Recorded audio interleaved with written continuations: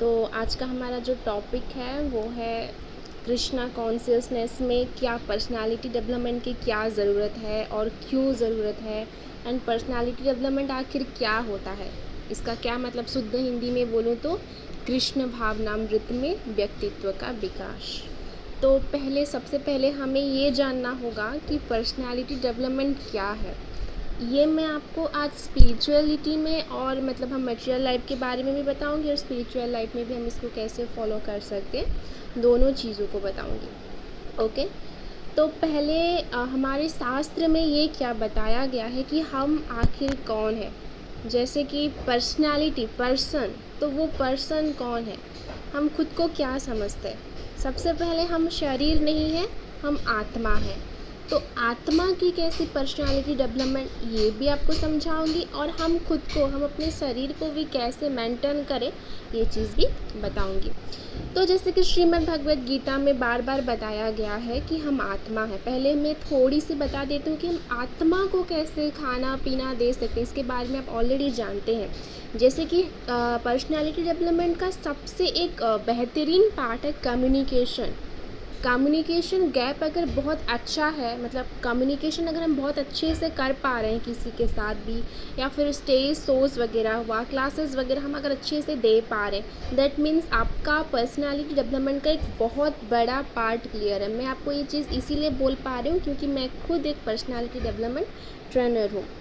Okay, तो यहाँ पे क्या होता है, जब हम किसी के साथ कम्युनिकेशन करते हैं तो हमारा ध्यान सामने वाले के प्रति ही होना चाहिए, इधर उधर ऐसा नहीं कि हम फ़ोन चलाते हुए इसी से बात कर रहे हैं। इंटरव्यू में जाते हैं तो ऐसा नहीं कि हम कुछ और सोच के हाँ ऐसे करके हम रिप्लाई नहीं कर सकते। तो जैसे सामने वाले से हम अच्छे से बात करते हैं, हमारा कम्युनिकेशन, हमारा बॉडी लैंग्वेज, हमारा आई कांटेक्ट बहुत अच्छा होता है, उसी प्रकार जब हम हमारा जो आत्मा भगवान से जब बात करता है उस वक्त कंसंट्रेट रहना बहुत ज़रूरी है। और हम भगवान से कैसे बात करते हैं, by Shrimad Bhagavad Gita, by chanting, by meditation, हम भगवान से बात करते हैं। तो इस चीज़ को मेंटेन करना बहुत ज़रूरी है। डिटेल में बहुत लास्ट में बताऊंगी, पर अभी ये थोड़ा सा फंडामेंटल था जिसको कि क्लियर करना ज़रूरी था। तो अभी हम आ जाते हैं डायरेक्टली मटेरियल लाइफ पे। मटेरियल लाइफ पे हम लोग अपने पर्सनालिटी डेवलपमेंट को कैसे मेंटेन कर सकते हैं। जैसे कि ऐसे बहुत से लोग होते हैं जो लोग बहुत ज़्यादा खूबसूरत होते हैं, या फिर बहुत ज़्यादा स्मार्ट होते हैं, बहुत ज़्यादा रिच होते हैं, पर उनको लोग ध्यान नहीं देते, मतलब वो आए ना, उनको कुछ फ़र्क नहीं पड़ता। तो इसका रीज़न क्या है। या फिर ऐसा हो सकता है कि कोई बहुत शाय पर्सनालिटी है, बहुत मतलब ऐसा फील कर रहा है, वो लोगों से कम्युनिकेशन नहीं कर पा रहा है, बातचीत में उसको प्रॉब्लम हो रही है। तो इसका रीज़न क्या है। हो सकता है फर्स्ट वन मेंटल प्रॉब्लम हो सकता है, मेंटल हेल्थ प्रॉब्लम हो सकता है, पीसीओसी पीसीओडी वगैरह हो सकता है, या फिर उसमें ऐसी कैपेसिटी नहीं है, उसके पास वो चीज़ नहीं है, वो टैलेंट, पर्सनालिटी डेवलपमेंट भी एक टैलेंट ही होती है, वो नहीं है कि वो खुद को प्रेजेंट कर पाए या फिर दूसरों से बातचीत कर पाए। तो पहले सबसे इम्पॉर्टेंट चीज़ ये है कि जब हम सामने वाले से बात करते हैं, हमारा बॉडी लैंग्वेज बहुत ही नॉर्मल होना चाहिए। ऐसा नहीं कि हम पूरा मतलब छटक फटक करके बात कर रहे हैं। इसकी ज़रूरत क्यों है बता रही हूँ मैं। प्रभुपाद जी जैसे बोलते हैं, फर्स्ट ड्रेस देन एड्रेस। ऐसा नहीं है कि हम कुछ नाइट सूट पहन के जाएं प्रीचिंग करने लगे, जी नहीं, बिल्कुल ऐसा नहीं होता है। पर्सनालिटी डेवलपमेंट हमारे प्रीचिंग के लिए, क्योंकि वी आर प्रीचर, हम सब प्रचारक हैं और हम सब प्रचार करते हैं, तो हमें भी इस चीज़ को मेंटेन करना बहुत ज़्यादा ज़रूरी है। ठीक है, तो हम जब प्रीचिंग करते जाते हैं तो ऐसा नहीं कि हम लाइक बिना कुछ अपने आप को भूत जैसा बना दे और ऐसे बोले कि हाँ जी ऐसा नहीं हो सकता। हम खुद को पहले उतना मेंटेन करेंगे। इसका मतलब ये नहीं कि मुंह में काला पीला ये सब पोत कर, ऐसा नहीं है। मतलब उसमें क्या आ जाता है, स्वच्छ वस्त्र आ जाता है। हम अच्छे ड्रेस पहनेंगे, स्वच्छ वस्त्र पहनेंगे, बहुत बड़ा बड़ा नाखून नहीं होना चाहिए, खुद को मेंटेन मतलब स्वच्छ दिखना चाहिए। वो चाहे कपड़े कुछ भी हो, पर कपड़ा स्वच्छ होना चाहिए। और ब्रह्मचारी लोगों को भी श्रील प्रभुपाद जी बहुत बोलते हैं कि आप अगर वेल आयरन अच्छे से आयरन किया हुआ ड्रेस पहन के जाते हो तो ये बहुत हेल्प करता है, प्रभुपाद जी ये बोलते थे। तो डेफिनेटली हमें इस चीज़ को मेंटेन करना चाहिए, बॉडी लैंग्वेज हमारा नॉर्मल रहना चाहिए। सेकंड चीज़ आती है हमारी आई कांटेक्ट। आई कांटेक्ट जो होती है, हम ऐसा नहीं कि सामने वाले को देख रहे, जब हम प्रीचिंग करते हैं या फिर नॉर्मल ऑफिस में किसी से बात करते हैं तो ऐसा नहीं कि हम इसको ऐसे देख के बात करें, हाँ ऐसा हुआ, ऐसे नहीं। आई कांटेक्ट क्या होना चाहिए, हम सामने वाले को देखेंगे, ज़रूरत पड़ने पर ऐसे झुकाएंगे, आंखों को झुकाएंगे, ज़रूरत पड़ने पर इधर उधर थोड़ा सा, ऐसा नहीं कि पूरा ऐसा उसको, मतलब आप प्रैक्टिकली अगर आप देखना चाहते हो तो मैं वीडियो भी भेज सकती हूँ उसको कैसे कर सकते हैं। ये चीज़ आपको प्रीचिंग में हेल्प करेगी एंड इसको आप जब ऑफिस में भी मटेरियल लाइफ में यूज़ करते हो उसको भी आप कर सकते हो। एंड थर्ड चीज़ आती है हमारी स्माइल। जो लोग मतलब स्माइल के मामलों में बहुत ज़्यादा कंफ्यूज होते हैं, स्माइल जब उनको पता नहीं होता है कि किस मोमेंट में कैसा स्माइल किया जाता है। बीच बीच में क्या होता है, मीटिंग्स में सीनियर लोगों की बात चल रही होती है तो कुछ डिवोटी खड़े होकर ऐसे हंस देते हैं कि बेइज्जती ही हो जाती है। ऐसा करने से क्या होता है, सामने वाले की तो हो रही है बदनामी तो नहीं बोल सकती, बेइज्जती हो रही है और ख़ुद की भी बेइज्जती, हम सबके सामने के मजाक बन के रह जाते हैं। तो उसी तरह हमारे प्रोफेशनल लाइफ में भी ऐसा होता है, हमें नहीं पता कि हम कैसे स्माइल कर रहे हैं। लाइक स्माइल भी ऐसा नहीं, ऐसा नहीं होना चाहिए, बिल्कुल नॉर्मल जनरल, मतलब नॉर्मल स्माइल। ऐसा नहीं कि हमें हंसना है इसीलिए मैं यूज़ कर रही हूँ स्माइल। बीच बीच में जब ज़रूरत होती है कुछ कन्वर्सेशन में, स्माइल क्या होती है, सहमति की लक्षण होती है, ठीक है। इसको मेंटेन करना हमारे अकॉर्डिंग पर्सन को देखकर, लाइक अगर सीनियर पर्सन तो थोड़ा सा झुक के स्माइल करना है, अगर जूनियर है और आपके फ्रेंड है तो फिर आप हंस भी सकते हो, नो प्रॉब्लम। उसके बाद आता है हमारे बॉडी लैंग्वेज का एक बहुत बड़ा पार्ट। हमें अपने बॉडी को ऐसा नहीं बनाना है जैसे ये है, ये सब ब्लॉक पोज है। हम किसी के सामने अगर ऐसे खड़े हो जाते हैं, इसका मतलब ये है कि सामने वाला क्या बोल रहा है हम उसको सुन रहे हैं पर हम उसको एक्सेप्ट नहीं कर रहे हैं, ठीक है। इसको कहा जाता है ब्लॉक पोज। तो अगर हम किसी बड़े के सामने या फिर अपनी सीनियर के सामने खड़े हैं, या फिर कोई हमसे बड़ा है, या फिर बड़ा डिवोटी है, या फिर गुरु है, उनके सामने हमें ऐसे ब्लॉक पोज लगा के नहीं खड़ा होना है। अगर हम ऐसे खड़े हो रहे हैं तो फिर हम डायरेक्टली उनको ये बोल रहे हैं कि तुम्हें जो बोलना है बोलो, मैं उसको सुनूंगा पर एक्सेप्ट नहीं करूँगा, इस कान से सुनकर दूसरे कान से निकाल दूँगा। ऐसा पोज बिल्कुल भी नहीं बनाना चाहिए। एंड अगर हम ऐसा पोज बना रहे हैं तो हम अपनी पर्सनालिटी को बहुत ज़्यादा हार्म कर रहे हैं, इससे बहुत लोगों की नेगेटिव इंप्रेशन पड़ जाती है हम पर। उसके बाद क्या आती है, 6 पॉइंट जो है वो है हमारा समझना, खुद को एक्सेप्ट करना। देखिए, आपको भगवान ने जैसे बनाया है आप बिल्कुल वैसे ही हो, आप खुद को चेंज नहीं कर सकते, ठीक है। खुद को चेंज नहीं कर सकते, खुद को क्या कर सकते हो, मॉडिफाई कर सकते हो, रेक्टिफाई कर सकते हो। चीज़ों को समझिए पूरी तरह से। मुझे विजेता का ऐसा फेस मिला है, मैं अपनी फेस को क्या बदल नहीं सकती, पर हाँ मैं इसको चेंज कर सकती हूँ। मुझ में क्या पर्सनालिटी है उसको मैं चेंज कर सकती हूँ, उसको मैं बेहतर कर सकती हूँ। तो पहले हम खुद को एक्सेप्ट करना पड़ेगा कि हम कैसे हैं, हम क्या बात करते हैं, हम में क्या क्वालिटी है, हम में क्या क्वालिटी नहीं है। हम जैसे भी हैं पहले उसको हमें एक्सेप्ट करना पड़ेगा। एंड फर्स्ट हमें खुद को रेस्पेक्ट करना पड़ेगा। अगर हम खुद को रेस्पेक्ट नहीं कर रहे हैं तो हम ये भी एक्सपेक्ट नहीं कर सकते कि दुनिया वाले हमारी रेस्पेक्ट करेंगे, जी नहीं। आप खुद सोचो, जिस चीज़ को अगर खुद अपने आप को खुद रेस्पेक्ट नहीं करोगे तो फिर दुनिया वाले आपकी रेस्पेक्ट क्यों ही करेंगे।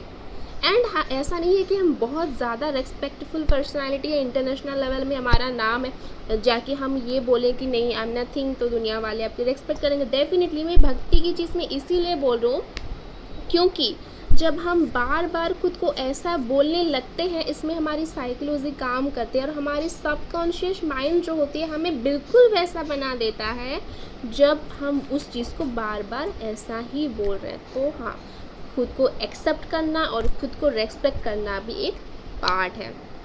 उसके बाद क्या होता है, सामने वाले हम जिससे भी बात कर रहे हैं ज़रूरत पड़ने पर जेन्युइन तारीफ। ऐसा नहीं है कि क्या बोलूँ, उसके पास वो नहीं है, कोई मतलब बहुत बेकार सा लग रहा है उसको बोलो you are very much beautiful, कोई मतलब बहुत ही गधा है उसको बोलो you are very much talented. ऐसा नहीं होना चाहिए। अगर आप ऐसा करते हो तो सामने वाले की इंसल्ट तो हो ही रहा है, सेकंड में आप झूठ बोल रहे हो एंड आप खुद मतलब उसके सामने बुरे बन रहे हो, क्योंकि वो ऑफेंडेड हो जाएगा उस वक्त।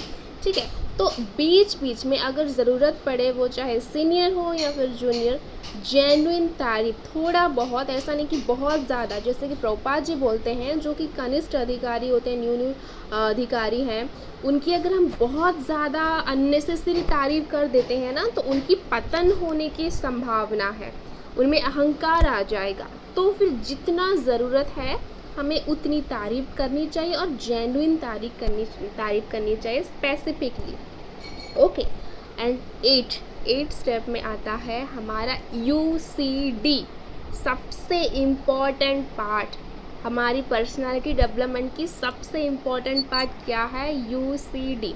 देखिए, जैसे कि मैं काउंसलिंग करती हूँ, करियर काउंसलिंग हुआ, मैं क्लासेस वगैरह देती हूँ, जो भी करती हूँ, इसमें ये चीज़ें सिर्फ मुझे नहीं, आप सबको ज़रूरत है। फॉर एग्ज़ाम्पल, आप में से कोई अगर आकर किसी के सामने कुछ चीज़ें बोलती है या बोलता है, ये प्रॉब्लम है, तो फिर हम एक्चुअली हम में क्या एक प्रॉब्लम है, हम बोलते ज़्यादा है, सुनते कम है। भगवान ने ये समझकर हमारा 2 कान और 1 मुंह दिया है, क्योंकि हम ज़्यादा सुने और कम बोले। अगर आप एक अच्छा स्पीकर बनना चाहते हो तो फिर आपको एक अच्छा लिसनर ज़रूर होना पड़ेगा। अगर आप एक अच्छे लिसनर नहीं हो, देन आप एक अच्छा स्पीकर कभी भी नहीं बन सकते। तो जब कोई आपको उसकी प्रॉब्लम बता रहा है, पहले हमें उसको समझना पड़ेगा।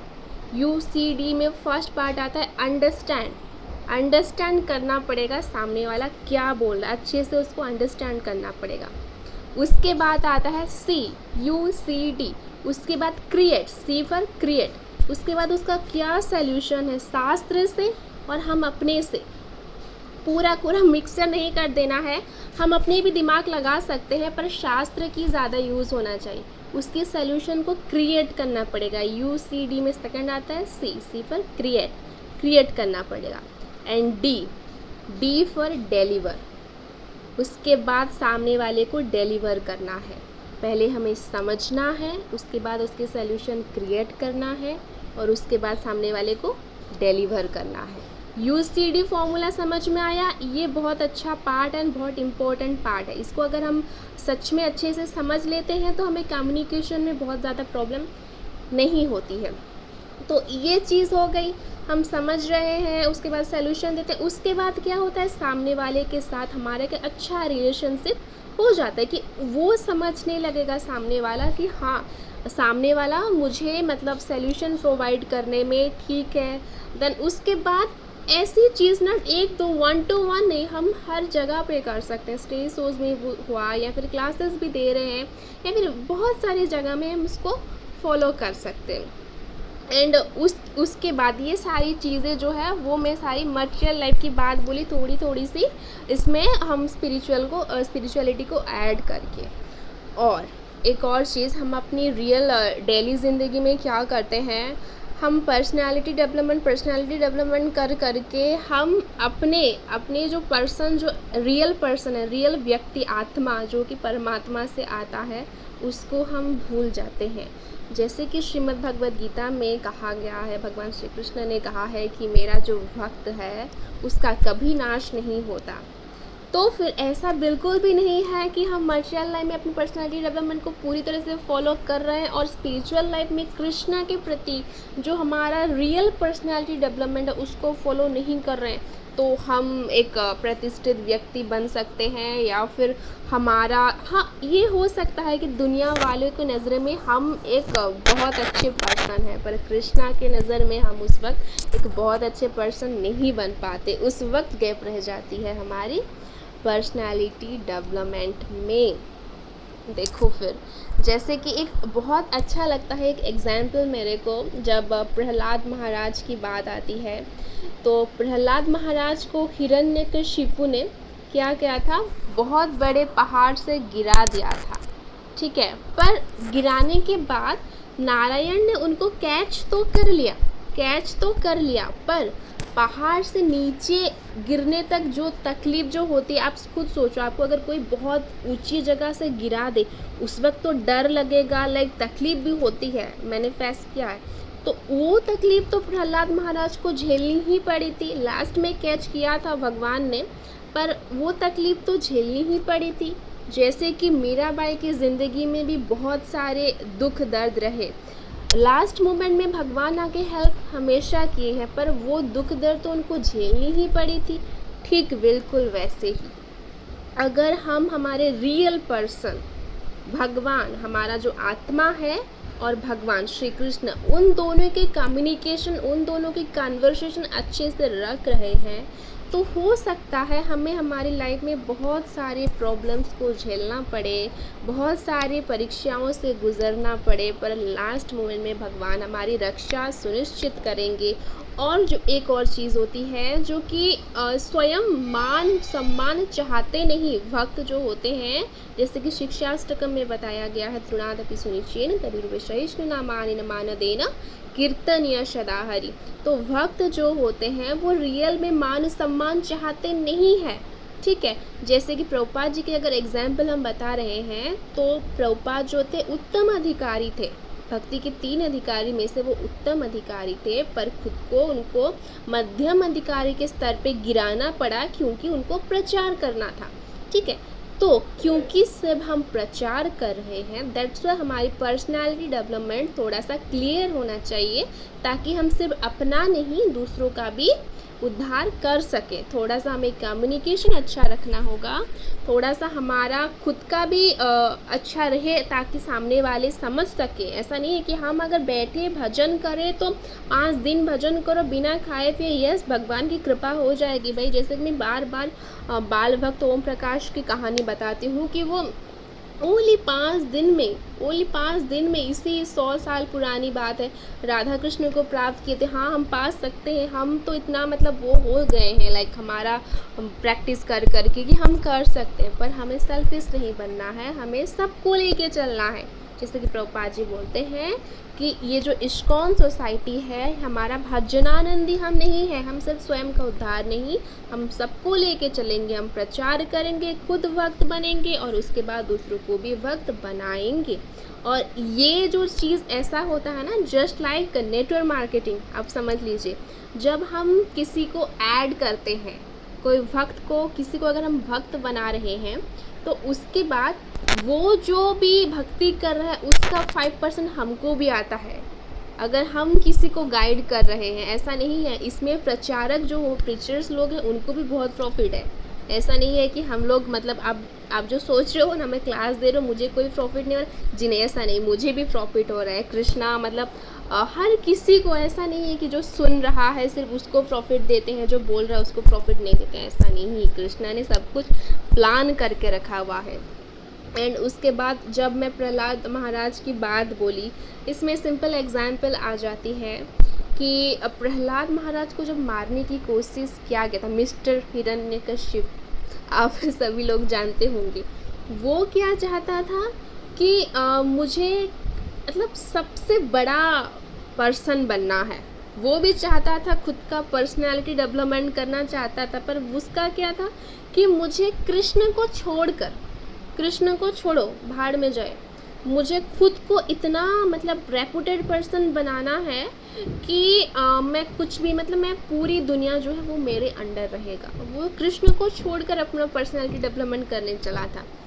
कितना मतलब हज़ारों वर्ष तक वो तपस्या के उसके बाद ब्रह्मा जी आकर उसको वर देते हैं, जो होता है आपको ऑलरेडी पता है। तो क्योंकि वो कृष्ण को छोड़कर अपना पर्सनालिटी डेवलपमेंट करने चला था, उसका नाश हो गया। हम जितना सोचते हैं ना, उससे लाखों करोड़ों बोल भी नहीं सकती, कितना गुना ज़्यादा भगवान सोचते हैं आगे तक। भगवान आकर उस वक्त उसको वध कर दिए थे, क्योंकि वो चाहता था कि कृष्णा मेरे लाइफ में नहीं है, नारायण मेरे लाइफ में नहीं है, मुझे सिर्फ खुद को विकास करना है। तो उसी प्रकार अगर हम अपनी इस लाइफ में कृष्ण को छोड़कर, कृष्ण को साइड करके खुद की पर्सनालिटी डेवलपमेंट सिर्फ खुद की अगर करने लगे, तो डेफिनेटली हमारा हाल भी वही होने वाला है। ऐसा नहीं है कि हम ये बना, मैं आपको बॉडी लैंग्वेज के बारे में बता दूँ, लैंग्वेज ट्रेनिंग बता दूँ, सॉफ्ट स्किल बता दूँ, सब कुछ बता दूँ, ठीक है, उसको आप फॉलो कर लोगे, इसके लिए आपको रेस्पेक्ट भी मिलेगा, सब कुछ मिलेगा, पर इसके बाद क्या होगा, जब आप कृष्णा को इसमें इंक्लूड नहीं करोगे तो आपकी हालत भी बिल्कुल वैसे होगी जैसे कि हिरण्यकशिपु का हुआ। आपको मटेरियल लाइफ में हो सकता है, मुझे भी मटेरियल लाइफ में बहुत रेस्पेक्ट मिलता है, मैं खुद बार बार बोल रही हूँ ना, एक पर्सनालिटी डेवलपमेंट ट्रेनर कभी ये नहीं बोलता है कि कंप्लीटली पर्सनालिटी डेवलपमेंट को फॉलो मत करो, बिकॉज मैं बोल रही हूँ क्योंकि मैं कृष्ण कॉन्शियसनेस को फॉलो कर रही हूँ। हमारे क्लासेस में हम कृष्ण के बारे में बात नहीं करते, हम बिल्कुल मटेरियल तरीके से हम कैसे अपने आप को मेंटेन कर सकते हैं इसके बारे में बात करते हैं। पर पर्सनालिटी डेवलपमेंट के साथ जब कृष्ण कॉन्शियसनेस ऐड हो जाता है ना, देन आप बेस्ट पर्सन बन सकते हो, नो बेटर नहीं, बेस्ट पर्सन, क्योंकि उसमें आपकी स्किल जो होती है कृष्णा कॉन्शियसनेस में लगती है। मुझे लोग बोलते हैं विजेता माताजी, विजेता मैम आपकी कम्युनिकेशन बहुत अच्छा है, ये बिल्कुल नहीं, बिल्कुल नहीं। पहली बात है, मैं एक पर्सनालिटी डेवलपमेंट ट्रेनर हूँ तो मेरा कम्युनिकेशन अच्छा होगा, इसमें कोई मतलब बड़ा बात नहीं है, मेरा एक्सपीरियंस ऑलरेडी है इसमें। पर क्योंकि लोग मुझे मानते हैं थोड़ा सा कृष्ण की कृपा से, क्योंकि मैं कृष्ण कॉन्शियसनेस को भी फॉलो करती हूँ। ऐसा नहीं है कि मैंने सिर्फ अपनी पीढ़ी पे वर्क किया है, मैंने कृष्ण कॉन्शियस केसी को, पीढ़ी और केसी, पीढ़ी मतलब पर्सनालिटी डेवलपमेंट, केसी मतलब कृष्ण कॉन्शियसनेस, इन दोनों को मैंने फॉलो किया।